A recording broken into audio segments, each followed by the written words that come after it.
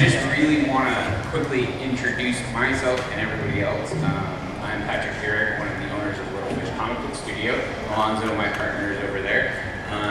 We create the comic book Marathon Boom, and we run educational classes for comic books out of our studio in Ocean Beach, California. The participants of the 1 week comic challenge are sitting up in front of you, and they're going to introduce themselves and say their ages, where they're from, and why they like comics. Hi, I'm Josiah, and I'm 16. I live here in San Diego, and I just recently started to get really into comics, and I love it because it's really guitar. Hi, I'm Jeremy. I'm a native of San Diego, and I'm 18 years old. And I love comics because, well, ever since I could hold a pencil, I've been drawing, but comics were just kind of a normal follow-up to that upbringing. So, Hi, I'm Isabella. I live in San Diego. I'm 11 years old. I love comics because they don't only tell you a story, they also give you a picture to visualize. Hello, my name is Alfred Villanueva. I'm 15 years old. I live here in San Diego. And I love comics because not only do you get to incorporate art within a story, but you can also use that for humor, drama, mystery, anything else. Hi, I'm Alonso. I'm one of the owners of Little Fish Comic Book Studio. I think I'm the oldest one up here. I'm 33. I'm an aged 33 years of age. And I love comics because I have a very visual brain, and I love telling stories, and the only way I can do that is visually. Hi, I'm Alonso, and I'm 31, and I'm from San Diego. I've always liked comics ever since I could first remember. I love Spider-Man, and I've always looked up to him.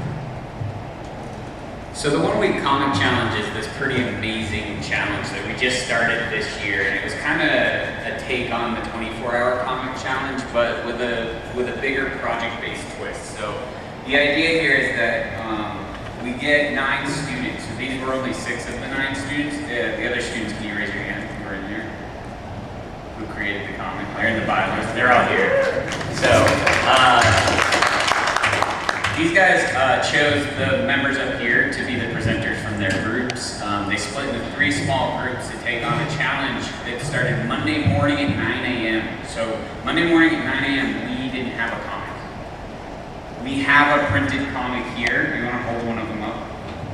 We actually have them down at the booth. That comic actually now exists and is for sale down at booth IO3. So this was done within the last 6 days. No part of the comic was started before that point. And I really want to recognize that is a seemingly impossible feat because I did not necessarily believe it could be done either. So the whole idea was that the students would come here and present their finished comic book, and we set that up before we actually set up the parameters for the project.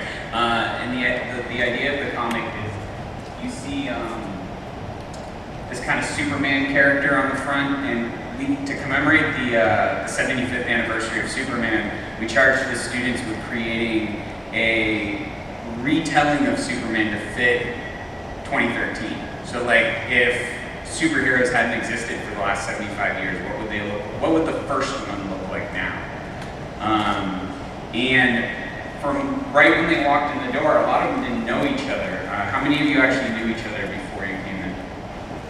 I think I kind of knew Efren because we go to the same school. And I knew Jeremy because of an activity we did for their children's museum, but not really anything else. Yeah. So the students came in. They got together in groups. They had to come up with brainstorming. We had pitches by 11 a.m. that day, so we had 2 hours to come up with a story.